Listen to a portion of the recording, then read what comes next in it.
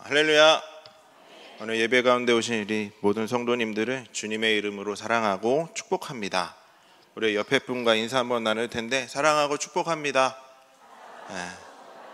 옆에 짝이 없으시면요, 뒤에 인사하셔도 괜찮습니다. 우리 뒤에 분하고도 함께 인사해 주시면 좋을 것 같아요.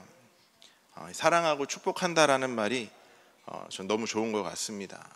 남자들만 있는 집에서 살다 보니까 제가 어렸을 때요, 저희 형제 둘하고 아버지도 남자고 어머니만 여자시니까 사랑한다는 말이 쉽지 않아요. 그래서 아직도 되게 재미있는 게, 저희 아이들에게는 사랑한다, 축복한다 이런 잘 하는데 어머니 아버지께는 그게 안 나와요. 희한하더라고요. 우리 성도님들의 가정에서는 어떻게 사랑합니다, 축복합니다라는 말이 자연스럽게 잘 나오고 계시는지 궁금하지만 어떻게 알 수 있는 방도가 없어서 우리 늘 사랑한다고 축복한다고 우리가 고백을 할 수 있는 저와 여러분들이 될 수 있기를 주님의 이름으로 간절히 축복합니다. 로마서, 우리가 지금 계속 저희가 말씀을 나눌 때 로마서를 나누고 있는데요, 로마서 1장에서는 이제 5장 1절에서는 우리가 믿음으로 의롭다 하심을 받았으니 라고 하며 시작을 합니다.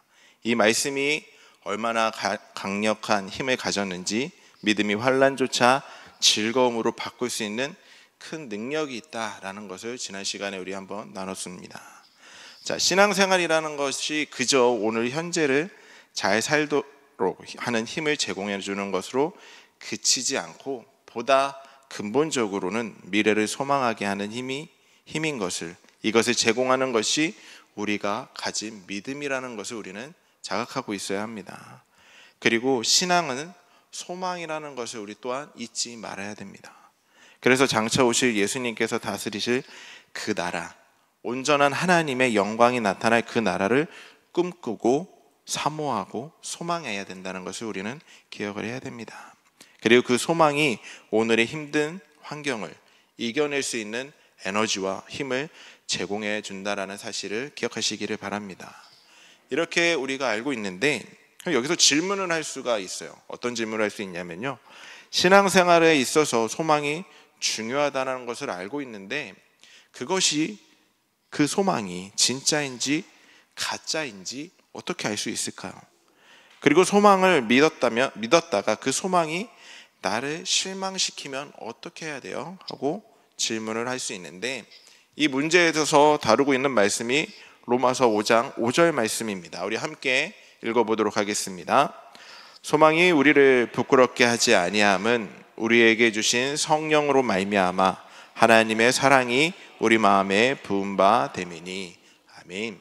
이 말씀을 우리 이제 표준 세번역 버전으로 우리 한번 함께 읽어보도록 하겠습니다. 이 희망은 우리를 실망시키지 않습니다. 그것은 하나님께서 우리에게 주신 성령으로 하나님의 사랑을 우리 마음속에 부어주셨기 때문입니다. 아멘. 자, 이 말씀이 무슨 뜻일까요?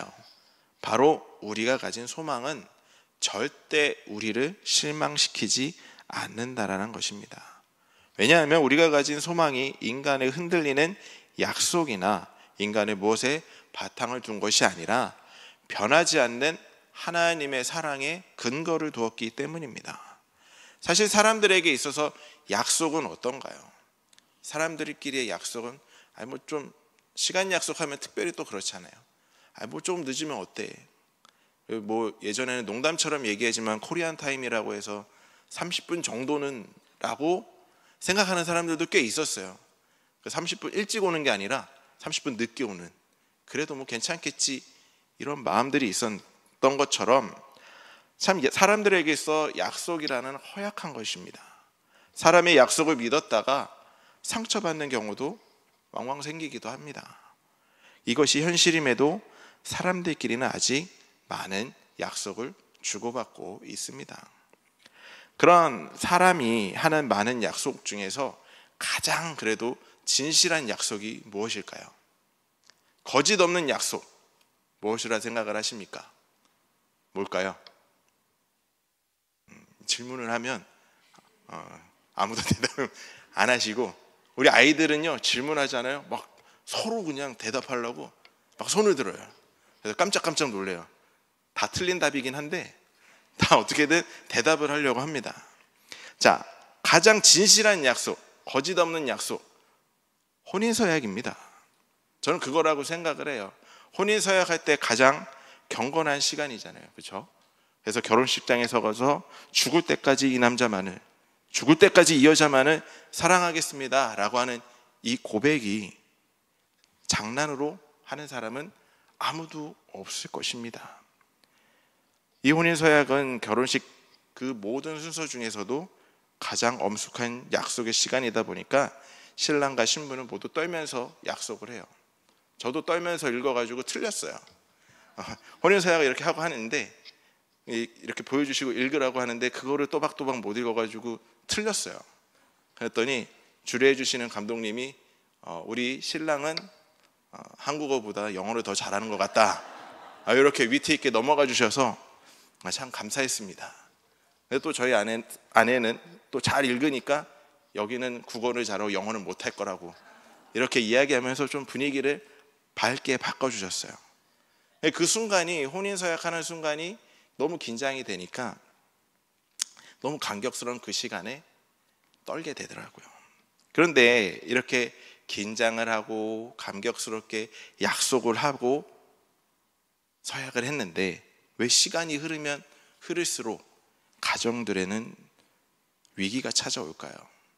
왜 그렇게 힘듦이 찾아올까요? 결혼식장에서 했던 그 서약은 거룩하고 순결하고 또 순도 높은 진실한 고백이었습니다.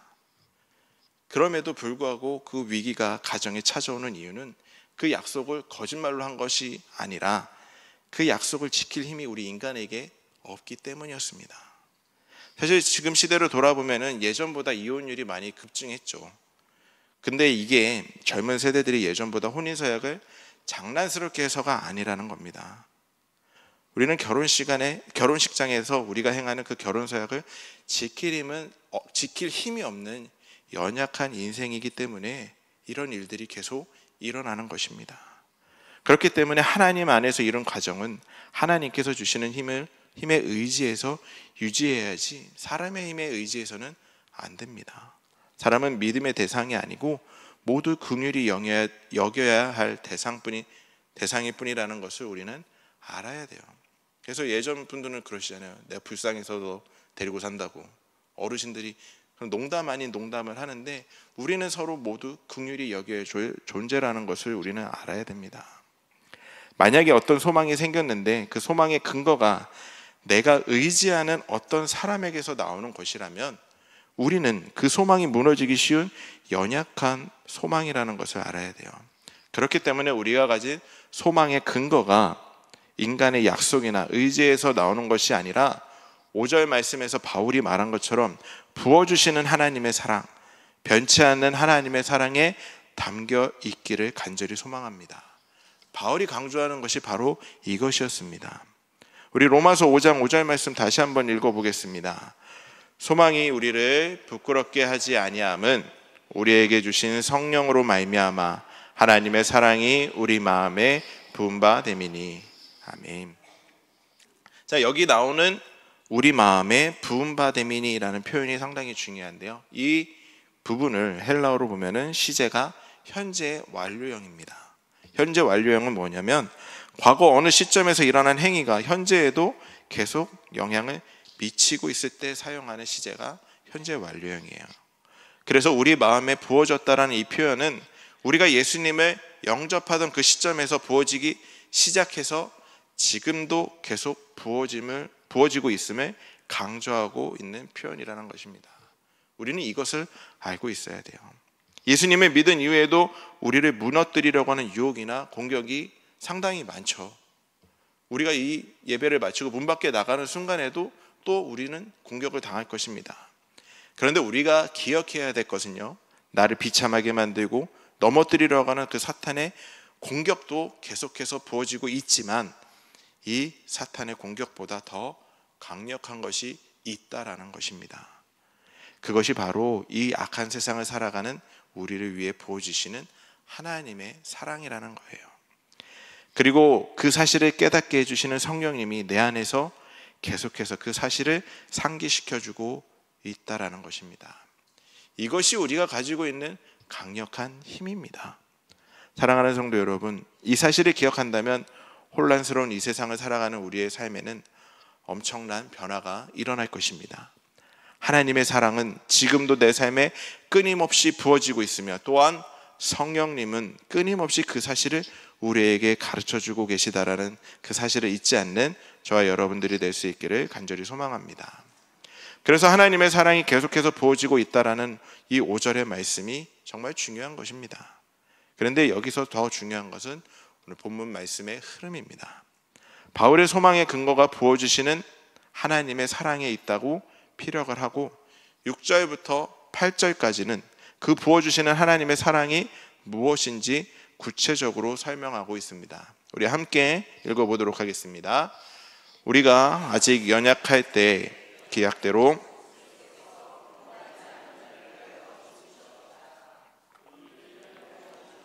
쉽지 않고 선인을 위하여 용감히 죽은 자가 혹 있거니와,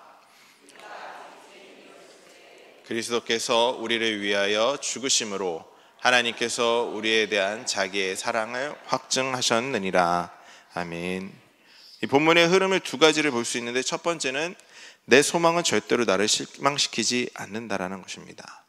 왜냐하면 이 소망은 부어주시는 하나님의 사랑에 근거를 두고 있기 때문입니다. 두 번째로는 부어주시는 하나님의 사랑이란 예수님께서 십자가에서 우리를 위해 죽어주신 보혈의 은혜를 말합니다. 이것이 본문의 흐름입니다. 결론적으로 부어주시는 하나님 사랑의 극치, 우리 소망의 근거는 예수님께서 달려 돌아가신 십자가 사랑에 있다라는 것이에요.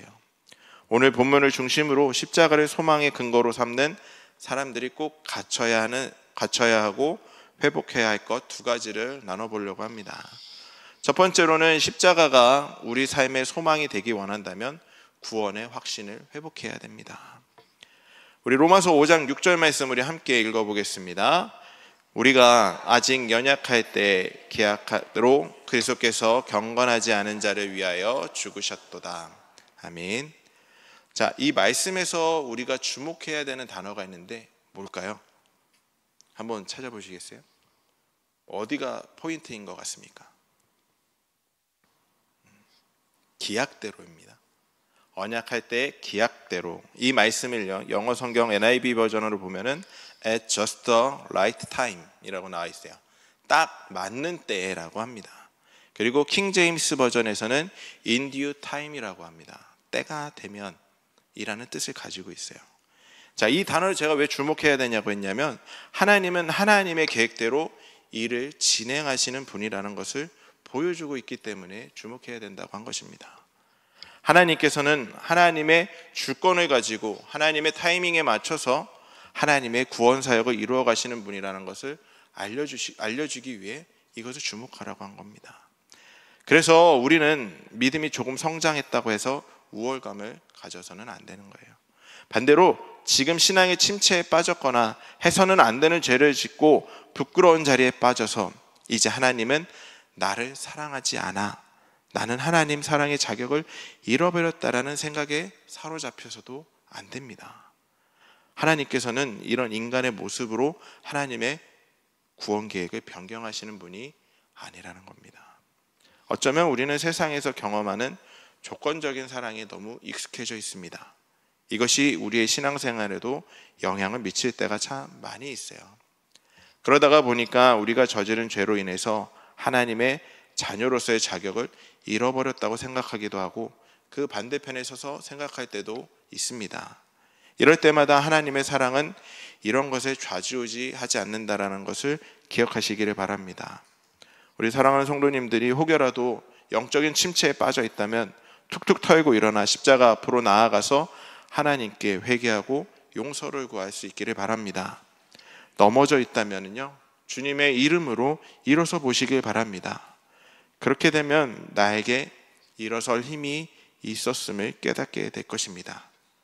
그래서 예수님 믿는 사람이 갖춰야 할 것 중 하나가 하나님 앞에서 얼굴에 철판을 까는 거예요. 뻔뻔해지라는 것입니다. 사람 앞에서 뻔뻔해지면 좀 그렇지만 하나님 앞에선 뻔뻔해져도 괜찮아요. 하나님께서 나를 얼마나 많이 용서해 주셨는데 어떻게 또 똑같은 죄를 반복해서 저지를 수가 있지?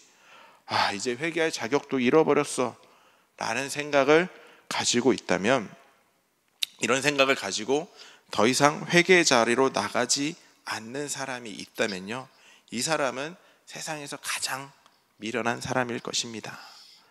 자, 우리 사춘기 자녀들을 한번 생각을 해볼게요. 저는 아직 저희 아이들이 사춘기는 오지 않았는데 사춘기 아이들을 보면요, 부모님 속을 많이 뒤집어 놓는다고 하더라고요. 저는 그냥 무탈하게 지나갔습니다. 기억도 안 나요. 사춘기였는지 아니었는지 잘 모르겠는데 요즘 아이들은 더 이제 엄마 아빠 속을 많이 뒤집어 놓는데요. 그렇게 부모님 속을 뒤집어 놓고 난 다음에 그 다음날 아침에 웃으면서 엄마 아빠 죄송해요. 그래도 여전히 저 사랑하시죠? 저 안 버릴 거죠? 안 내쫓을 거죠? 이렇게 뻔뻔하게 애교를 부리면서 이야기를 한답니다. 물론 말이 없어지는 사춘기도 있어요.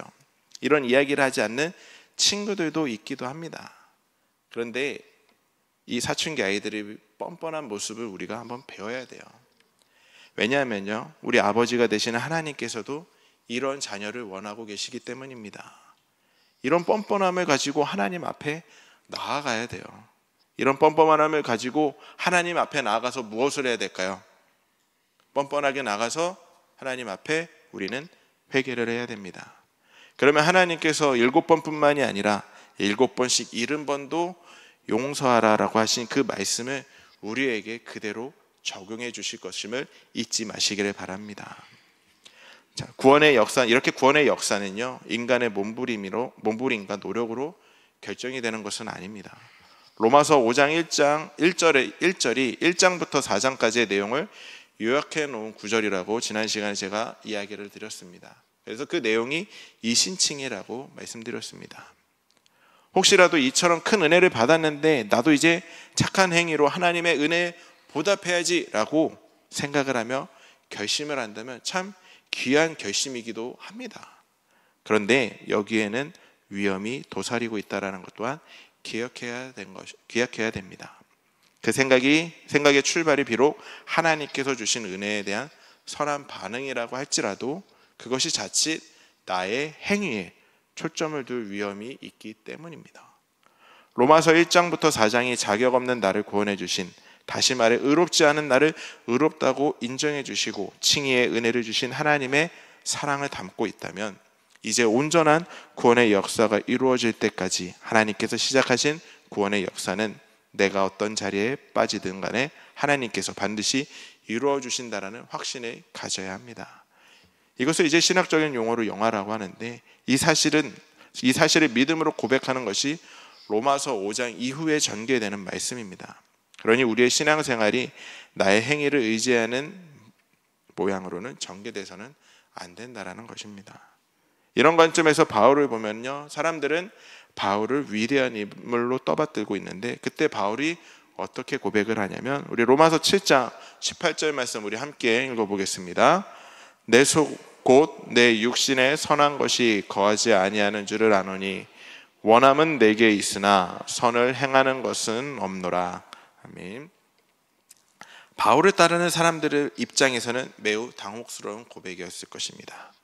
그런데 여기에 그치지 않고 7장 19절과 21절, 24절 우리 함께 읽어보겠습니다.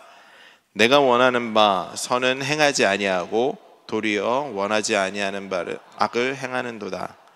그러므로 내가 한 법을 깨달았노니 곧 선을 행하기 원하는 나에게 악이 함께 있는 것이로다. 오호라, 나는 공고한 사람이로다. 이 사망의 몸에서 누가 나를 건져내랴. 아멘. 자, 사도 바울은 한 시대를 풍미했던 위대한 종이었습니다. 이런 위대한 사도를 사람들은 다 위대한 종이라고 떠받들고 있는데, 바울의 고백은 이렇습니다. 사람들이 날 잘 몰라서 위대한 종이라고 평하고 있지만 사실 내 속에는 선한 것이 없어.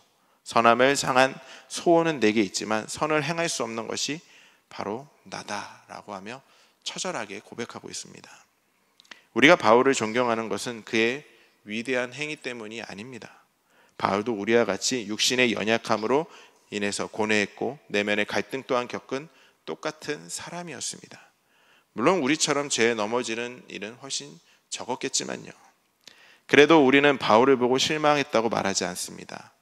왜냐하면 바울이 위대한 것은 그의 선한 행위 때문이 아니라 자신의 연약함을 발견하고 이것을 절망으로 몰고 가지 않고 하나님을 더욱 의지하고 붙잡는 쪽으로 나아갔기 때문입니다. 그래서 로마서 8장의 마지막 결론이 이렇게 내려지는 것이 우리 모두에게 감동을 가져다 줍니다. 8장 38절 39절 말씀 우리 함께 읽도록 하겠습니다. 내가 확실하노니 사망이나 생명이나 권세자들이나 현재의 일이나 장래의 일이나 능력이나 높음이나 깊음이나 다른 어떤 피조물이라도 우리 주 그리스도 예수 안에 있는 하나님의 사랑에서 끊을 수 없으리라. 아멘. 바로 앞에서 나는 공고한 사람이로다. 이 사망의 몸에서 누가 나를 건져내려라고 처절하게 고백했던 바울이었지만 그럼에도 불구하고 그는 내가 아무리 연약해도 그런 것으로 하나님의 구원이 흔들리지 않는다. 예수 안에 있는 하나님의 사랑에서 나를 끊을 존재는 아무도 없다라고 구원의 확신에 차서 고백을 하고 있는 것입니다. 사랑하는 성도 여러분, 사도 바울이 가진 이 구원의 확신에 대한 확신을 우리 성도님들도 가지고 계십니까? 바울의 이런 확고한 구원의 확신이 바울을 바울되게 만들었음을 기억하시기를 바랍니다. 그리고 우리도 비록 스스로는 연약하고 부끄러운 존재라고 할지라도 이런 것에 영향받지 않으시는 하나님을 바라보며 더욱 확신의 자리로 나아가시기를 바랍니다. 하나님께서는 어떤 경우에라도 끊어지지 않고 계속해서 부어주시는 십자가 사랑으로 우리는 하나님의 자녀가 되었다는 이 확신이 회복되기를 주님의 이름으로 간절히 소망합니다. 두 번째로 십자가가 우리 삶의 소망이 되기 원한다면 구원의 확신을 가질 뿐만이 아니라 그것이 우리 삶에서 구원의 감격으로 나타나야 됩니다. 자, 우리 로마서 5장을 보면 바울은 계속 비슷한 말을 반복하고 있는 걸 볼 수 있는데 5장 6절부터 8절 그리고 10절 말씀 함께 읽어보겠습니다. 우리가 아직 연약할 때 기약대로 그리스도께서 경건하지 않은 자를 위하여 죽으셨도다.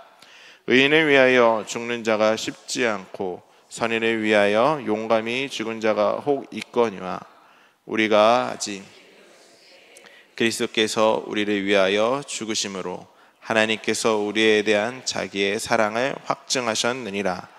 곧 우리가 원수 되었을 때 그 아들의 죽으심으로 말미암아 하나님과 화목하게 되었은즉 화목하게 된 자로서 더욱 구원을 받을 것이라. 아멘. 자, 이 말씀을 보면요, 우리가 연약할 때 경건하지 않은 자를 위하여 우리가 아직 죄인 되었을 때 우리가 원수 될 때라는 비슷한 표현을 가지고 반복해서 강조하고 있는데 강조점은 조금씩 다르지만 근본적으로는 이게 다 같은 말입니다. 바울은 왜 이렇게 비슷한 문장을 반복하고 있을까? 그것을 보면 본문에서 바울이 말하고자 하는 강조점은 두 가지입니다. 하나는 우리가 이런 큰 은혜를 누릴 자격이 없는 인생이라는 것입니다. 도무지 그럴 가치가 없는 비참한 존재였다라는 것입니다.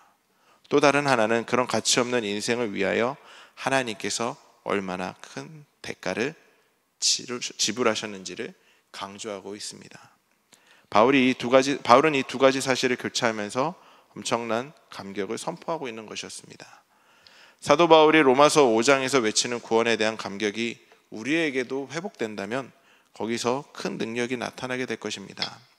우리 성도님들의 내면에도 이런 구원의 감격이 넘쳐난다면 이 가치 없는 나를 하나님의 크신 은혜와 사랑으로 용서해 주셨다는 그 사실이 가슴 벅참으로 넘치게 된다면 우리들 또한 기꺼이 사랑으로 상대방의 허물을 덮어주고 용서하는 힘이 생겨나게 될 것입니다.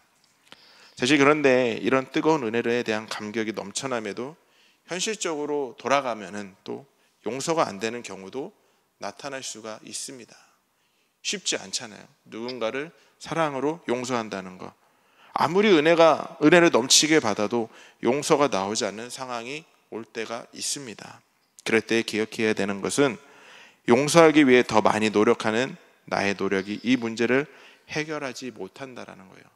내가 아무리 용서해 주려고 노력을 한다고 해도 그 문제를 해결할 수 있는 것이 아니라는 겁니다.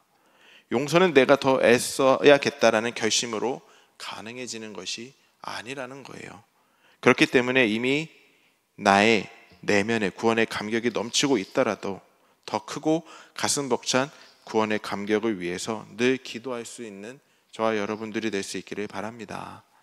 십자가 사랑이 무한한 것처럼 그 십자가 사랑에 대한 감격도 무한합니다. 그 감격이 우리를 뒤덮어야 돼요. 이미 십자가 사랑으로 용서함 받은 사실에 대한 감격이 있다 하더라도 더 충만한 은혜와 감격을 우리는 사모해야 되는 것입니다. 이미 받았다고 할지라도 더 사모해야 된다는 거예요. 그래야만이 내 힘으로 할 수 없는 용서를 행할 수가 있는 겁니다. 그 모습을 보여준 분이 바로 손양원 목사님이죠. 자기 아들을 죽인 원수를 용서한 정도가 아니라 사랑으로 그 자를 양자 삼았던 그 모습이 바로 이 마음입니다. 용서를 베풀기 전에 먼저 우리는 주님께서 보여주신 그 십자가 사랑과 용서에 대한 감격을 회복해야 됩니다. 하나님께서 우리의 삶에 구원의 감격을 회복시켜 주시기를 소망하며 기도할 수 있는 저와 여러분들이 될 수 있기를 간절히 소망합니다. 사랑하는 성도 여러분, 혹시 지금 어떠한 일로 인해서 삶이 흔들리고 회의에 빠져 있지는 않으신지요? 소망의 근거는 초라한 나로부터 기인한 것이 아닙니다. 소망이 절대로 우리를 실망시키지 않는 것은 그 소망의 근거가 부어주시는 하나님의 사랑에 있기 때문입니다. 이 사실을 기억하며 구원의 확신과 그 구원의 확신이 가져다주는 구원의 감격을 회복하여 결코 끊어지지 않는 하나님의 사랑을 누릴 수 있는 저와 우리 사강교회 모든 성도님들이 될 수 있기를 간절히 축원합니다. 기도하겠습니다.